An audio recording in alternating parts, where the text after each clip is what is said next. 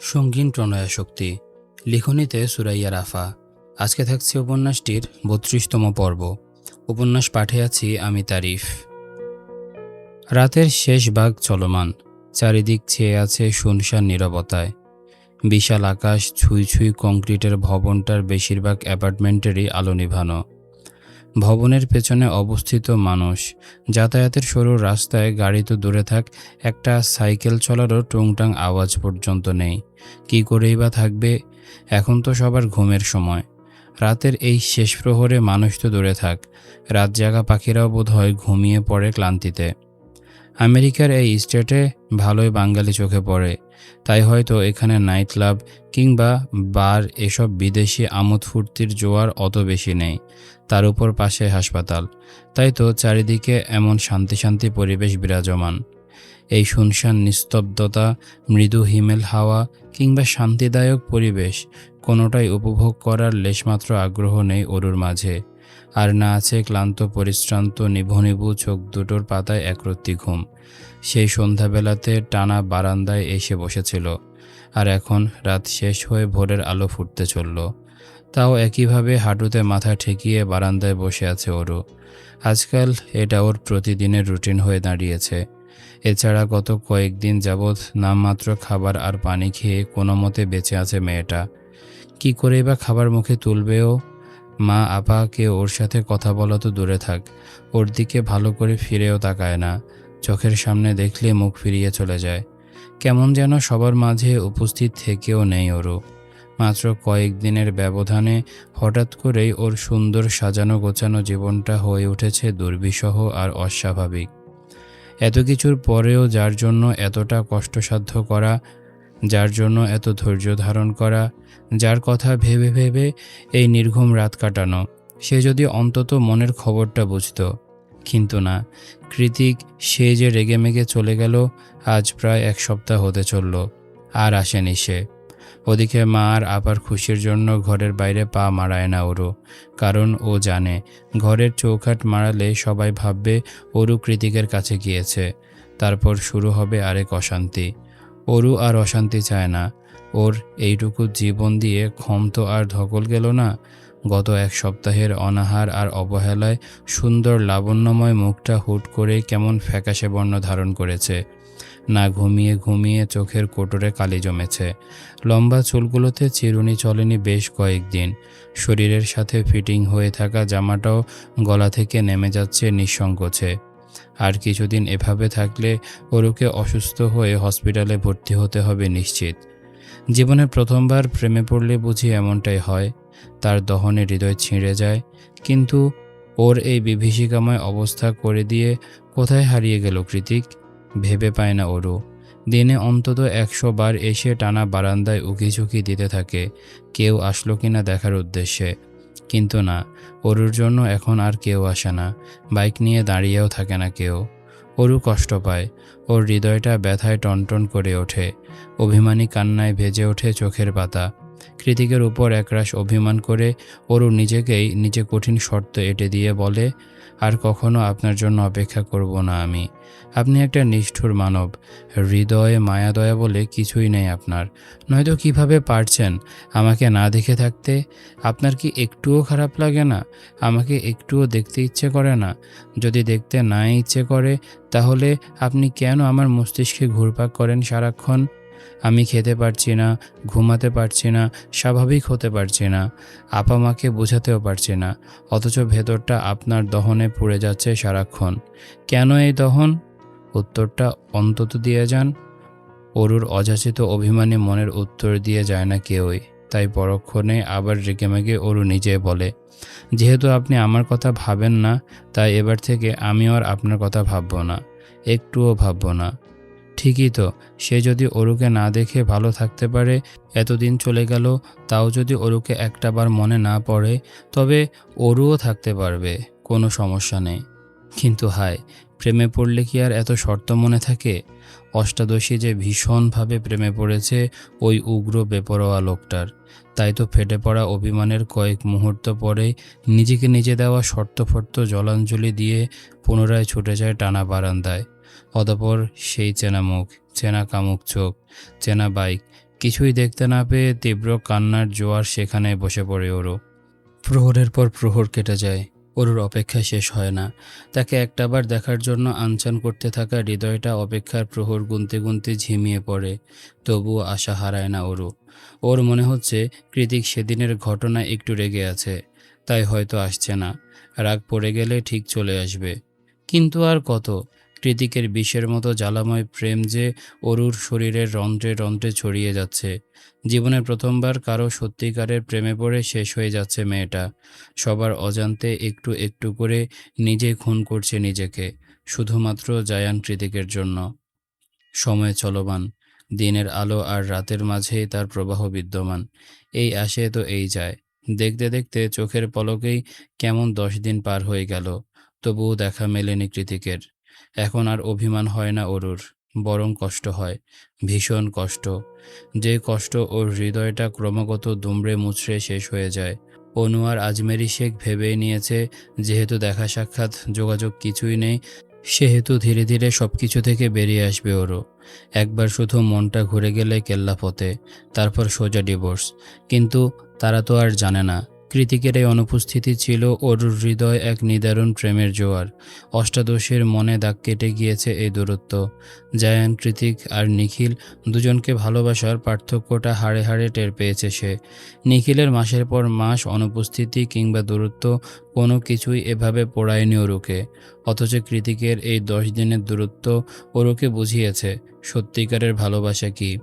কৃতিকের হাসি কণ্ঠস্বর, কৃতিকের রাগ, কৃতিকের হাসি, কৃতিকের ছোঁয়া, কৃতিকের শরীরের মাতাল করা সুবাস, কী না মিস করে ওরু। এখন আর ভাবতে ইচ্ছে হয় না কৃতিক কেন আসে না।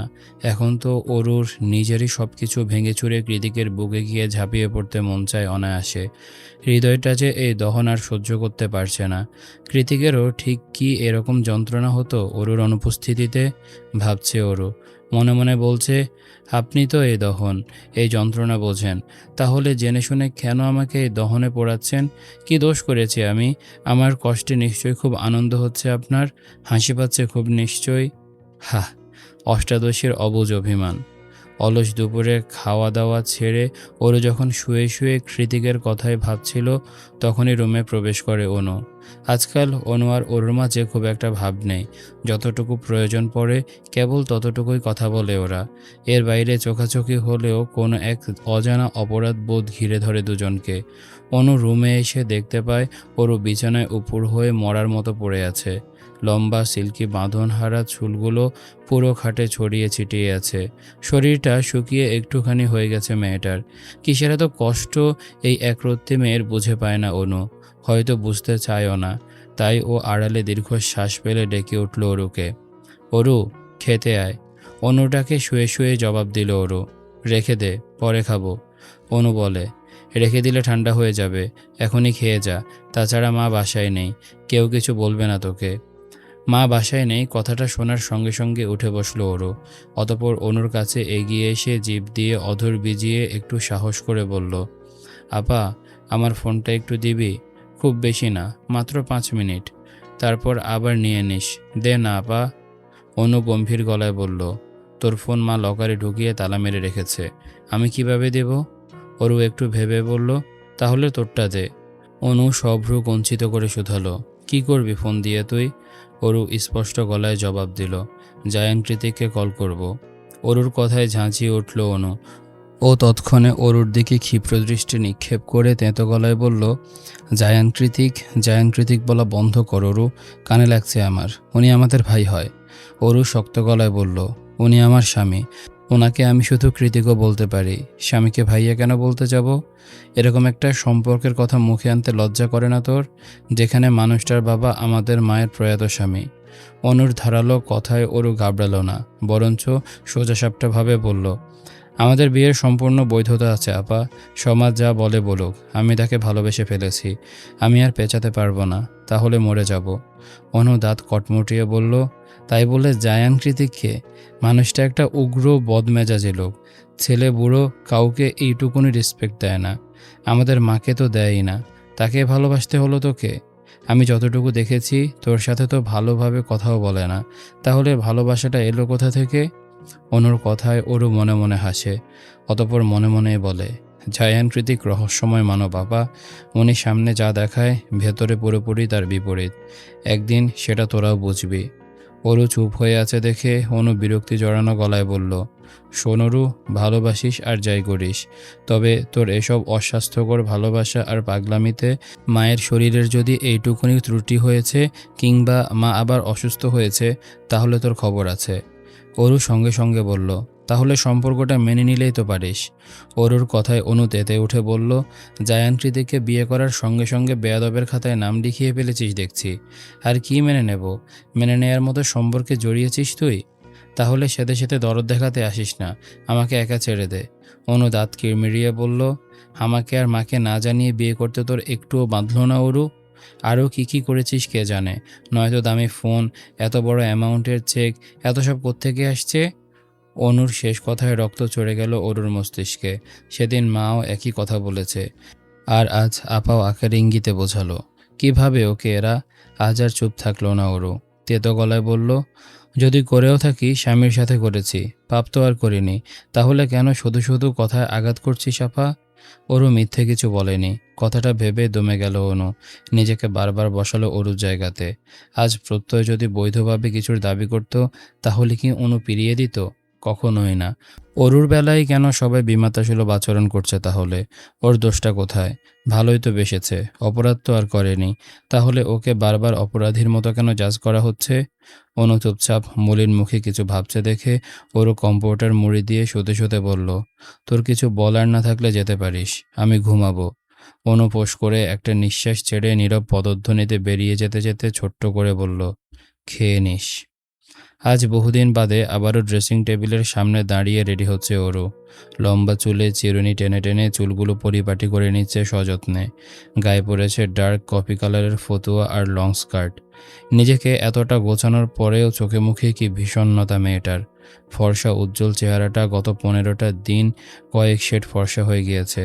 ফ্যাকাশে মুখখানা দেখে মনে হচ্ছে রক্তশূন্যতায় ভুগছে বহুদিন। নিজের মলিন চেহারাটার দিকে খানিকক্ষণ একইভাবে তাকিয়ে থেকে চোখ সরিয়ে নিল ওরও। তারপর ড্রেসিং টেবিলের ড্রয়ার হাতড়ে একটা লিপ বাম বের করে আলতো করে লাগিয়ে নিল দু ঠোঁটে। এখন একটু ভালো লাগছে দেখতে।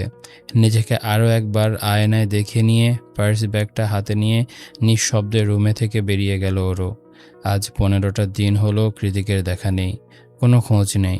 এখন তো অরুর অভিমানের চেয়ে চিন্তা বেশি হচ্ছে। কোথায় গেল লোকটা? কেনই বা অরুর থেকে নিজেকে এতটা আড়াল করে রেখেছে? তাহলে কি সে আর অরুকে চায় না? কিন্তু কৃতিক যে বলেছিল, তুই শুধু বিয়েটা কর, বাকিটা জীবন আমি সামলে নেব। এই তার সামলানো? এসব কথা ভেবে গত রাতে অরু ঠিক করেছে ও ভার্সিটিতে যাবে, যাতে মা যা বলার বলুক আর যা করার করে নিক। এভাবে চার দেয়ালের মাঝে বসে বসে অপেক্ষার প্রহর গুনতে থাকলে নির্ঘাত দম আটকে মরে যাবে ও। তার চেয়ে একটা রিস্ক নিয়ে কৃতিকের সামনাসামনি হওয়াটা বেশি জরুরি। এভাবে ভালোবাসার লোভ দেখিয়ে কষ্ট দেওয়ার মানে কি জানতে চাই ওরও। সেই উদ্দেশ্যেই সকাল সকাল আজ বেরিয়েছে ও। মা অফিসে, আপাবোধ হয় নিজের রুমে। সেই সুযোগটায় কাজে লাগিয়ে পা টিপে টিপে অ্যাপার্টমেন্ট ছেড়ে বেরিয়ে গিয়েছে ওরও। ভার্সিটি ক্যাম্পাসে পা রাখতেই সবার আগে আজও দেখা গেল সেই সায়নীর সাথে। অরু সায়নীকে দেখে ঠোঁটের কোণে কিঞ্চিৎ হাসি ফুটিয়ে এগিয়ে আসতেই সায়নী অরুকে দেখা মাত্রই মুখ ঘুরিয়ে সোজা হাঁটা দিল বিপরীত দিকে। সায়নীর এমন বিরূপ আচরণে গাবড়াল না অরু, কারণ সেদিন অরুও সায়নীর সাথে খুব একটা ভালো ব্যবহার করেনি। তার উপর সায়নী জেনে গিয়েছে ওর পছন্দের জেকে স্যার আর কেউ নয়, স্বয়ং অরুর হাজব্যান্ড। এত কিছু একসাথে জানার পর একটু আধটু রাগ হওয়ারই কথা। তাই সায়নীর পেছন পেছন এগিয়ে আসতে আসতে ওরও বলল, সায়নী দাঁড়াও, একটাবার আমার কথা শোনো প্লিজ, খুব বিপদে পড়েছি আমি। অরুর শেষ কথায় পা থেমে গেল সায়নীর। ও চোখ মুখ শক্ত করে বিরক্ত হয়ে ঘুরে দাঁড়াতেই আশ্চর্য হয়ে গেল। আপনা আপনি হাত চলে গেল মুখের উপর। মনে মনে বলল, এ কী হাল হয়েছে গুলুমুলু মেয়েটার? এতটা শুকিয়ে গিয়েছে যে দেখে মনে হচ্ছে বাতাসের ধাক্কায় উড়ে যাবে এক্ষুনি। সায়নী দাঁড়িয়ে পড়তেই অরু ছুটে এসে বলল, রাগ করে আছো এখনও? সায়নী বেশ ম্যাচিওর, অরুর থেকে বয়সেও কয়েক বছরের সিনিয়রই হবে। স্কলারশিপ নিয়ে এসেছে কিনা, তাই রাগ হলেও প্রকাশ করার প্রশ্নই ওঠে না। অগত্যায় সায়নী বলল, রাগ করিনি, কিন্তু এ কী হাল হয়েছে তোমার? এতটা শুকিয়ে গেলে কি করে? অরু সায়নীর কথাটা পুরোপুরি এড়িয়ে গিয়ে বলল, বলবো, সব বলবো। তার আগে তুমি প্লিজ আমাকে বলো তোমার জেকে স্যার কোথায়? অরুর কথায় সায়নী তাচ্ছিল্যের হাসি হেসে বলল, নাইস জোক অরু। তোমার হাজব্যান্ড অথচ খোঁজ জিজ্ঞেস করছো আমার কাছে? Isn't it funny? অরু না সূচক মাথা নাড়িয়ে অনুনয় করে বলল, আমি মজা করার অবস্থায় নেই সায়নী, প্লিজ বলো। আচ্ছা থাক, তোমার বলতে হবে না। আর একটু পরে তো ওনার ক্লাস, আমি তাকে খুঁজে নেব। ওরকে হয়রান আর ব্যতিগ্রস্ত দেখাচ্ছে, চোখে মুখে দারুণ কষ্টের ছাপ। ওর এমন অবস্থা দেখে মন টলল সায়নীর। ও আস্তে করে বলল, কি হয়েছে বলো তো তোমাদের? জেকে স্যার তো প্রায় 15 দিন ধরে ভার্সিটিতে আসেন না, আর তুমি তো তারও আগে থেকে। সায়নীর কথায় অরুর ভ্রু কুঞ্চিত হয়ে গেল। ও মনে মনে বলল, কি বলছে সায়নী এটা? কৃতিক 15 দিন ধরে ভার্সিটিতে আসেন না? কিন্তু উনি তো কাজে ফাঁকি দেওয়ার লোক নন, আমি তো অন্তত দেখিনি। তাহলে হুট করে কোথায় হারিয়ে গেলেন উনি? অরু ভাবছে দেখে সায়নী বলল, তোমার সাথে কথা হয়নি স্যারের? এখন আবার বলো না যে নিজের হাজব্যান্ডের কোনো খোঁজই জানো না তুমি। ওরও একটা শুষ্ক ঢোক গিলে অপরাধী সুরে বলল, ঠিকই বলেছ তুমি সায়নী, আমি ওনার কোনো খোঁজই জানি না। পরক্ষণে কিছু একটা মাথায় আসতে চট করে ওরও বলে ওঠে, তোমার ফোনটা একটু দাও না সায়নী। সায়নী হাসূচক মাথা নাড়িয়ে ফোন বাড়িয়ে দেয় অরুর হাতে। ফোন পেয়ে অরু কাপা হাতে মুখস্থ নাম্বারটা ফোনে তুলে ডায়াল করলো তাতে। কিন্তু এবারও অরুকে নিরাশ করে দিয়ে কলটা কেটে গেল। কেটে গেল বললে ভুল হবে, ফোনটা পুরোপুরি বন্ধ। নিভু নিভু শেষ আশাটুকু হাতছাড়া হয়ে যাওয়াতে অরুর বুক কাঁপছে, কান্নারা দলা পাকিয়ে আটকে আছে গলায়, বাকশক্তি ক্ষীণ, জিহ্বাটা অযথায় তেতো হয়ে সারা মুখে ছড়িয়ে পড়েছে। অরু একবার দুবার করে উদ্ভ্রান্তের মতো অসংখ্যবার ডায়াল করল কৃতিকের নাম্বারে, কিন্তু প্রত্যেকবার সে একই বিরক্তিকর কথা, দ্য নাম্বার ইজ ক্লোজড। অরুকে এমন দিশাহারা হতে দেখে সায়নী শুধালো, আর ইউ ওকে? অরু এদিক ওদিক মাথা নাড়িয়ে বিড়বিড়িয়ে বলল, ঠিক নেই, কিচ্ছু ঠিক নেই। আমার মন মস্তিষ্ক হৃদয় কিচ্ছু ঠিক নেই। ভার্সিটি ক্লাসে সব কিছু শিকড় তুলে শেষমেশ অরু গিয়েছিল কৃতিকের বাড়িতে, কিন্তু না, বাড়িটাও ফাঁকা পড়ে আছে, কোথাও নেই কৃতিক। অগত্যায় এক বুক ব্যথা আর অভিমান নিয়ে ঘরে ফিরেছে অরু। কৃতিকের বাড়ি থেকে ফিরতে ফিরতে সন্ধ্যা নেমে এসেছে পুরোদস্তুর। প্রায় 2 ঘন্টা রাস্তা জার্নি করে এসে বড্ড ক্লান্ত লাগছে অরুর। তার উপর সারাদিন না খেয়ে আছে, কিন্তু এখন খাওয়া যাবে না, চুপচাপ রুমে গিয়ে ঘুমিয়ে থাকতে হবে, নয়তো মা দেখলে হাজারটা প্রশ্ন তুলবে, কড়া কথা শোনাবে। সে ভেবে সদর দরজা খুলে চুপচাপ মাথা নুইয়ে নিজের রুমে পা বাড়ালো অরু। কিন্তু শেষ রক্ষা আর হলো না। রুমে প্রবেশের আগে বাদ সাধলেন আজমেরি শেখ। গলা উঁচিয়ে বললেন, নষ্টামো করতে গিয়েছিলে বুঝি? অরু হকচকিয়ে উঠে পেছনে তাকিয়ে বলল, কি বলছো মা? আজমেরি শেখ দুহাত বুকের উপর ভাঁজ করে সাবলীল ভঙ্গিতে বললেন, আমার কাছে খবর আছে তুমি জায়ান কৃতিকের বাড়িতে গিয়েছিলে। মায়ের কথায় অরু চোরের মতো মাথাটা নিচু করে ফেলল। অতঃপর বলল, আসলে মা, তুমি যা ভাবছো তা নয়। একদম চুপ করো, তোমার নোংরা মুখে মা ডাকবে না আমাকে। অরু কান্না জড়িত কণ্ঠে চেঁচিয়ে উঠে বলল, বারবার নোংরা নোংরা কেন বলছো? কি নোংরামি করেছি আমি? আজমেরি শেখ কাট কাট গলায় বললেন, সেটা মুখে বলতে হবে? ওদিকে মা মেয়ের তর্ক শুনে রুম থেকে বেরিয়ে এলো অনু। অরুকে এভাবে মায়ের সাথে ঝাঁঝিয়ে কথা বলতে দেখে ছুটে গেল সে। অগত্যায় অরুর দিকে এগিয়ে এসে বলল, আবার শুরু করেছিস অশান্তি? তুই চাইছিসটা কি অরু, আমাদের মা মরে যাক? অনুর কথায় অরু আহত সুরে বলল, কি বলছিস আপা? তাহলে সকালে উঠে কোথায় গিয়েছিলি, আর সন্ধ্যাবেলাতেই বা কেন ফিরলি? অরু কাঁদতে কাঁদতে বলল, তোরা আমার সাথে এমন কেন করছিস? কেন এত মানসিক যন্ত্রণা দিচ্ছিস? আমি ঠিক নেই আপা, ভেতর থেকে শেষ হয়ে যাচ্ছি। প্লিজ আমাকে একটু স্বস্তি দে, আমাকে একটু বাঁচতে দে। অনু চোয়াল শক্ত করে বলল, তুই আগে আমাদের বাঁচতে দে, মাকে সুস্থ থাকতে দে। হরু বলল, কি করতে বলছিস আমাকে? অনু স্পষ্ট আওয়াজে বলল, কৃতিক ভাইয়াকে নিজের স্বামী দাবি করা বন্ধ কর, ভুলে যা তাকে। অরু কিছুক্ষণ নীরব চোখে মা আর আপার দিকে তাকিয়ে রইল। তারপর কাট কাট আওয়াজে বলল, পারবো না। সঙ্গে সঙ্গে ওর নরম তুলতুলে গালে এসে হামলে পড়ল আরও একখানা চড়ের আঘাত। অরু এটার জন্যই অপেক্ষা করছিল। এটা খাওয়া হয়ে গেলে রুমে চলে যাবে সে। তাই করল। গালে হাত দিয়ে টলমলে চোখের পানিটুকু আড়ালে মুছে রুমে গিয়ে সশব্দে দরজা লাগিয়ে দিল। অরু চলে গেলে অনু নিজের রুমে গিয়ে দরজার কপাট আটে। ওর মনটা যে খুব ভালো তা তো নয়, বরং অতিরিক্ত খারাপ। গত 15টা দিন ধরে প্রত্যয়ের সাথে কথা নেই। অনু না হয় রাগ করেছে, তাই বলে প্রত্যয় কি একটা বার কল দিয়ে ওর খোঁজ নেবে না? এ কেমন ভালোবাসা তার? প্রত্যয়ের উপর গভীর রাগটা যখন গভীরতর হয়েছিল, তখনই ঘটে গিয়েছে এই ঘটনা। অনু নিজের একরাশ রাগ আর বিরক্তি অজান্তে ঝেড়ে ফেলেছে ছোট্ট বোনটার উপর। এটা অবশ্য নতুন নয়। অনু বরাবরই রগচটা স্বভাবের। হুটহাট রাগ উঠে যায় ওর, আর তার বহিঃপ্রকাশটাও হয় ভুলভাবে। সেই ভুল বহিঃপ্রকাশের বেশিরভাগ শিকারী হয় ওরও।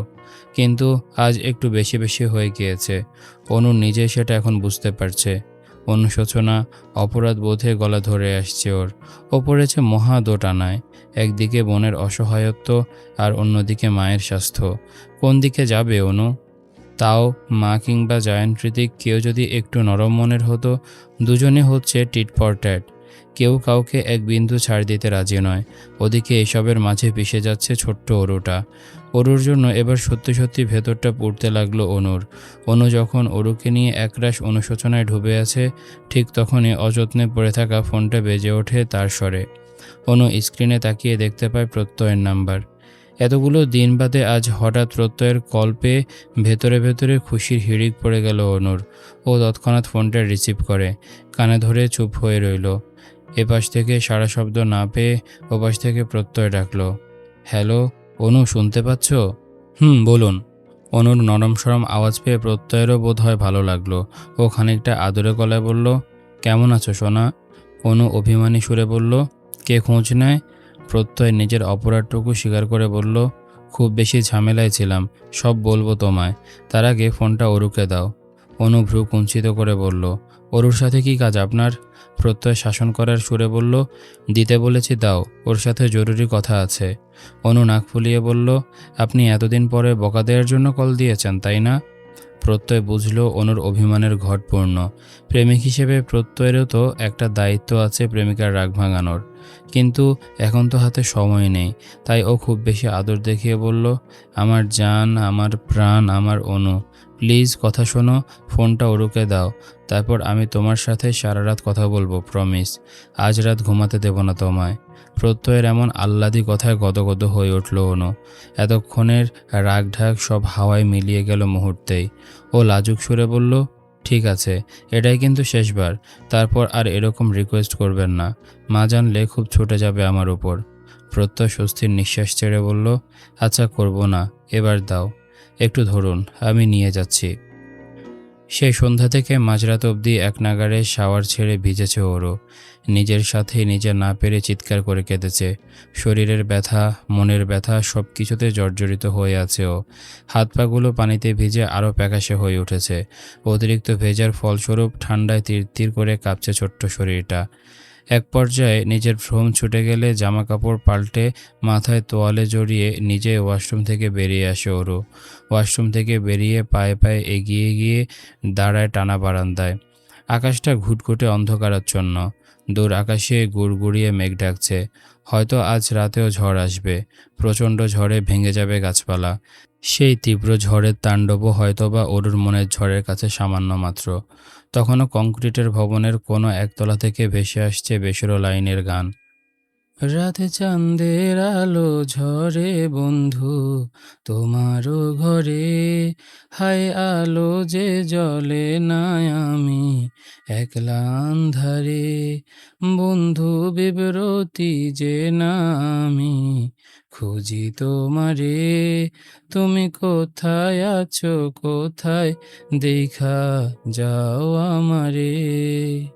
গানের লাইনগুলো খুব মন দিয়ে শুনতে শুনতেই অস্ফুটে ওরু বলল, আমার থেকে লুকিয়ে কোথায় হারিয়ে গেলে তুমি জায়ান কৃতিক?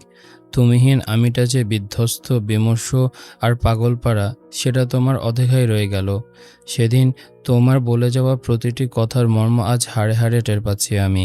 নিজের অজান্তেই তোমার প্রতি আসক্ত হয়ে পড়েছি আজ। এখন তোমাকে যে আমার চাই চাই, কিন্তু তুমি তো নেই, কোথাও নেই।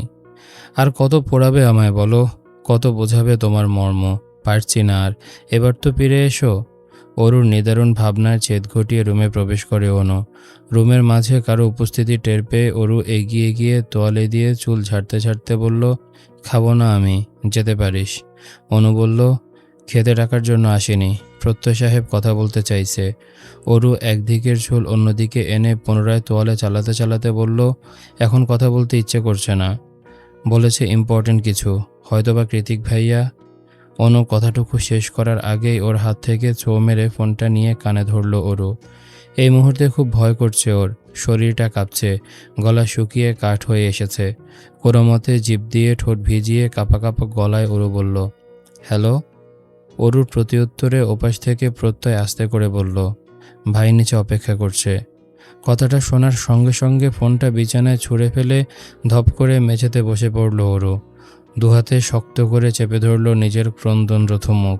কাঁদতে কাঁদতে ক্রমাগত পা দুটোকে বাচ্চাদের মতো মেঝেতে ছুটতে লাগলো। হুট করে হৃদয়ের ব্যথাটা তরতর করে বেড়ে গিয়েছে। অভিমানের ঝড়ে মস্তিষ্কটা ব্লক হয়ে আছে। আজ আবারও কতগুলো দিন পর পেটের মধ্যে প্রজাপতি উঠছে। ইচ্ছে তো করছে চিৎকার করে কাঁদতে, কিন্তু তা তো সম্ভব নয়। তাই মেঝেতে বসে দুহাতে মুখ চেপে ধরে চোখের পানি ফেলছে অরু। অরুকে এভাবে কাঁদতে দেখে অনুর আর কথা বাড়ায় না, ফোন হাতে নিয়ে চুপচাপ রুম ত্যাগ করে। অরু যখন নিচে আসে তখন রাত 12টা কি 1টা। চারিদিকের তীব্র ঝড়ো হাওয়া আর গুড়ি গুড়ি বৃষ্টি মাথায় নিয়েই ভবন থেকে বেরিয়ে আসে অরু। ওর পরনে ফ্রক আর লেগিংস, ভেজা চুলগুলো পাঞ্চ ক্লিপ দিয়ে কোনো মতে আটকানো, মাথার উপর বড় করে ঘোমটা টানা। নিচে এসে কৃতিক কিংবা তার বাইক কোনোটাই দেখতে পেল না অরু। শুনশান নীরব রাস্তায় শুধুমাত্র চোখে পড়ল একটা ব্ল্যাক মার্সিডিজ। অরু জানে এটা কার গাড়ি, তাই ও আর দেরি করল না, ছুটে চলে গেল গাড়ির সামনে। এতগুলো দিন পর কৃতিককে দেখার উত্তেজনায় হাত পা কাঁপছে ওর, সেই সাথে হৃদয়ে ভার হওয়া অভিমান তো আছেই। অরু গাড়ির সামনে এসে দাঁড়াতেই একটানে দরজা খুলে দিল কৃতিক। কৃতিককে দেখে হা করে তাকিয়ে আছে অরু। পরনে অফ হোয়াইট ব্র্যান্ডেড শার্ট আর ওভারসাইজ ব্ল্যাক ডেনিম দুটোই আগোছালো, কপাল জুড়ে আটোসাটো ব্যান্ডেজ।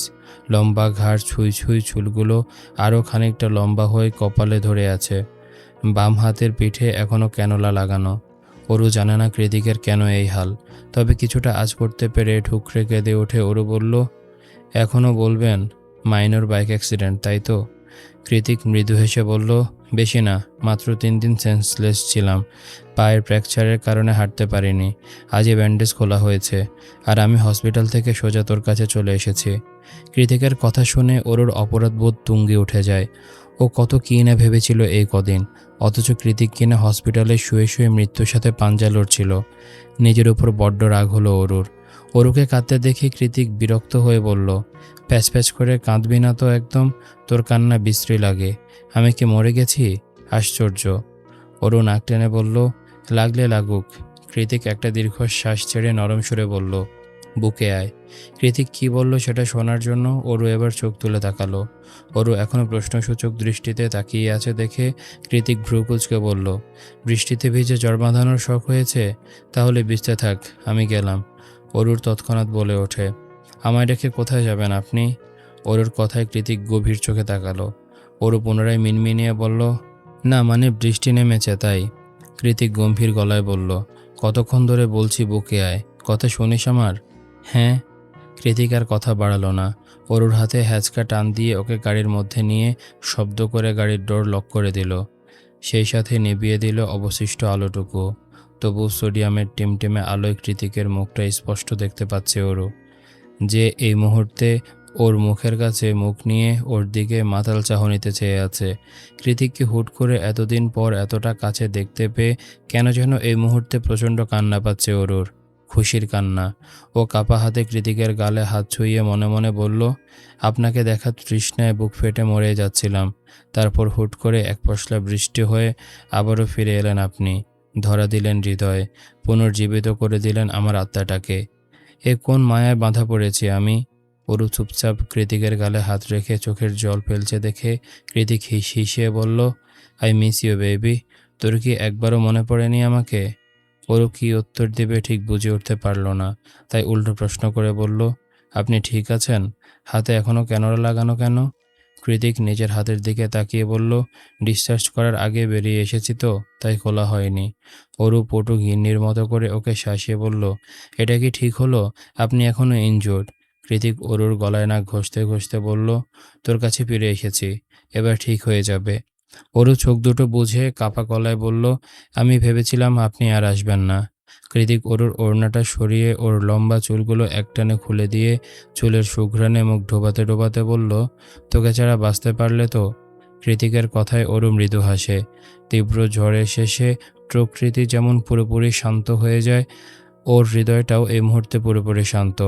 বাইরে বৃষ্টি চাপিয়ে ঝড় শুরু হয়েছে, ক্ষণে ক্ষণে গর্জে উঠছে আকাশ। এমন ঝড় হওয়ার মধ্যে গাড়িতে বসে থাকতে ভয় করছে অরুর। অথচ কৃতিক সেই যে গলায় মুখ ডুবিয়েছে এখনও ছাড়েনি। অরু এখন ব্যথায় জর্জরিত হয়ে চোখ বুজে সহ্য করছে সব কিছু। এক পর্যায়ে গগন কাঁপানো আওয়াজে হুট করে বাজ পড়ল ধরণীতে। সঙ্গে সঙ্গে অরু ঘুরে এসে কৃতিককে জড়িয়ে ধরল শক্ত করে।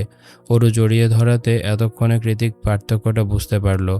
অরু শুকিয়ে গিয়েছে অনেক, শরীরটা এইটুকুনি হয়ে গিয়েছে।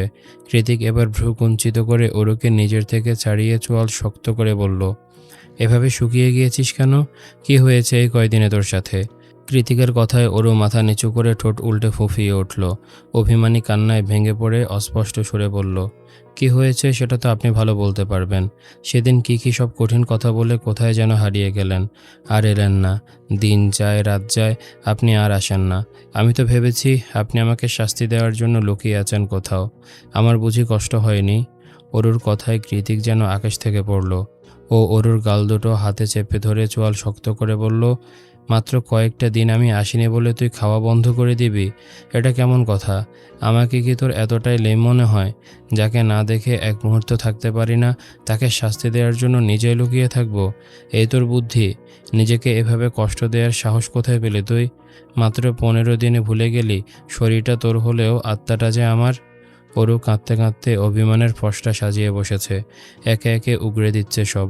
কৃতিকের শার্টের বোতাম খুঁড়তে খুঁড়তে হেঁচকি তুলে অরু বলল, শুধু আসেননি তা তো, একটা খোঁজ নেই, খবর নেই, আপনার ফোনটাও বন্ধ। আপনি জানেন আমি আপনার বাড়িতে পর্যন্ত গিয়ে ঘুরে এসেছি, কিন্তু আপনাকে পাইনি। অরুর কথায় কৃতিক বিরক্ত ভঙ্গিতে বলল, খুঁজেছিস ভালো কথা, তাই বলে নাওয়া খাওয়া বন্ধ করে এভাবে শুকিয়ে যেতে হবে?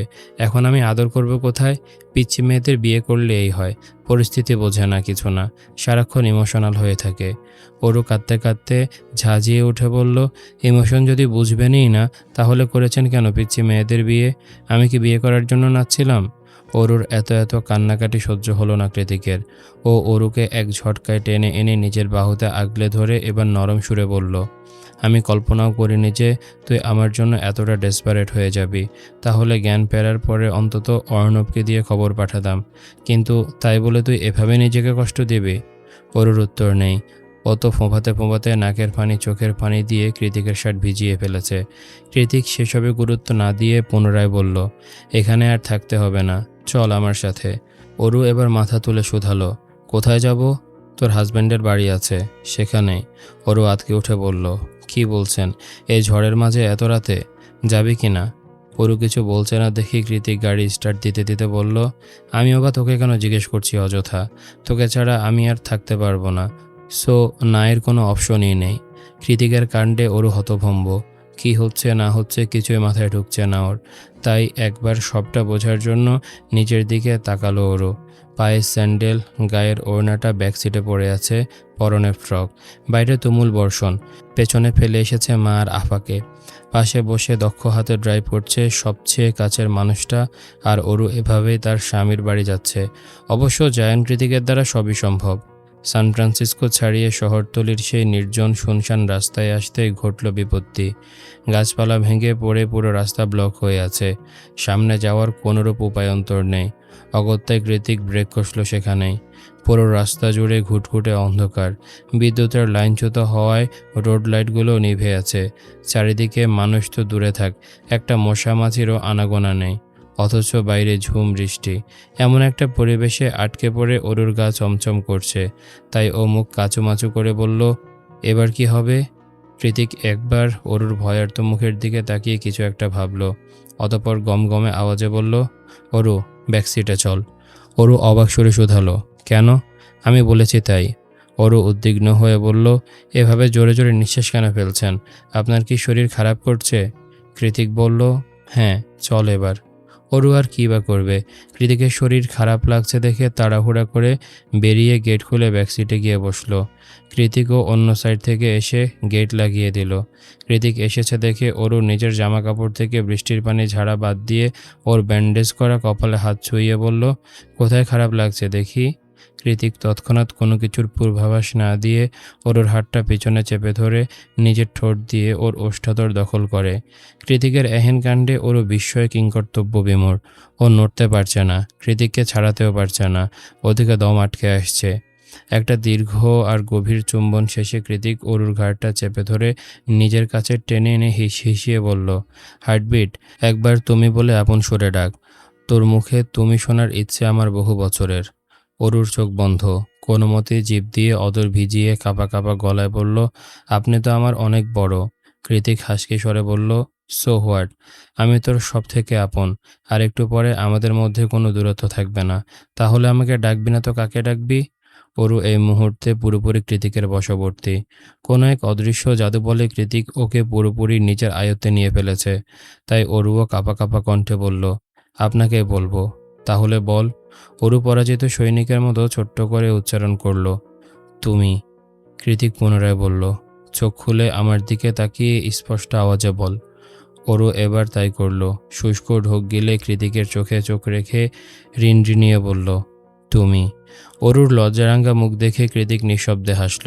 অতপর এক টানে অরুকে নিজের কোলে বসিয়ে দিয়ে হাসকি স্বরে বলল, I need you Aru, I desperately need you right now. হবি না আমার? কৃতিকের কথা কিছুটা হলেও আন্দাজ করতে পেরে ভ্রম ছুটে গেল অরুর। মুহূর্তে ভয়ের চোটে আত্মাটা শুকিয়ে গেল ওর। ক্রমাগত ছটফট করতে লাগলো কৃতিকের কোল থেকে নামার জন্য। কৃতিক এক হাতে অরুকে চেপে ধরে অন্য হাত দিয়ে শার্টের বোতাম খুলতে খুলতে বিরক্ত হয়ে বলল, কি হয়েছে? ছটফট করছিস কেন? মারছি তোকে? আদরই তো করব। অরু আতঙ্কিত সুরে বলল, আমার ভয় করছে। অরু কথাটা বলার সঙ্গে সঙ্গে কৃতিক নিজের হাতে লাগানো ক্যানোলাটা এক টানে বের করে ফেলল। তৎক্ষণাৎ ফিনকি দিয়ে রক্ত বেরোলো ওর হাত থেকে। অরু সেখানটায় চেপে ধরে বলল, কি করছেন? এটা ডিস্টার্ব করছে। অরু এবার কম্পিত কণ্ঠে বলল, আপনি কি চাইছেন? কৃতিক পুনরায় নিজের শার্টের বোতামে হাত চালাতে চালাতে অরুর দিকে ঘোর লাগা দৃষ্টি নিক্ষেপ করে বলল, তোকে। কৃতিকের নেশালো আওয়াজে কেঁপে উঠল অরু। তবুও অনেকটা সাহস সঞ্চার করে মিনমিনিয়ে বলল, আমার ভয় করে আপনাকে। কৃতিক একটানে অরুকে নিজের বুকের উপর ফেলে দিয়ে বলল, ভয় কেন? অরু কাঁদো কাঁদো সুরে বলল, আপনি ডার্ক রোমান্স শোনেন সব সময়। কৃতিক অরুর লম্বা চুলগুলো একপাশে সরিয়ে ধীরে ধীরে ওর জামার চেইনটা খুলতে খুলতে বলল, this is your first time, so I'll be gentle baby. অরুর মাঝে ডুবে যেতে যেতে কৃতিকের মন বলছে, ঝলসানো রাতে হে পোড়া বরাতে তুমি আমার অন্ধকার আর রোশনাই। মধ্যরাতে আকাশ বাতাস ছাপিয়ে বর্ষণে মুখরিত ধরণী, সেই সাথে প্রশান্ত মহাসাগরীয় উত্তাল ঝড়ো হাওয়ায় চারিদিকে কনকনে ঠান্ডা। ঝড়ের তাণ্ডব কমে এসেছে একটু একটু, অথচ অন্ধকারের মাঝে আটকে পড়া ব্ল্যাক মার্সিডিজটা এখনও সেখানে ঠায় দাঁড়িয়ে।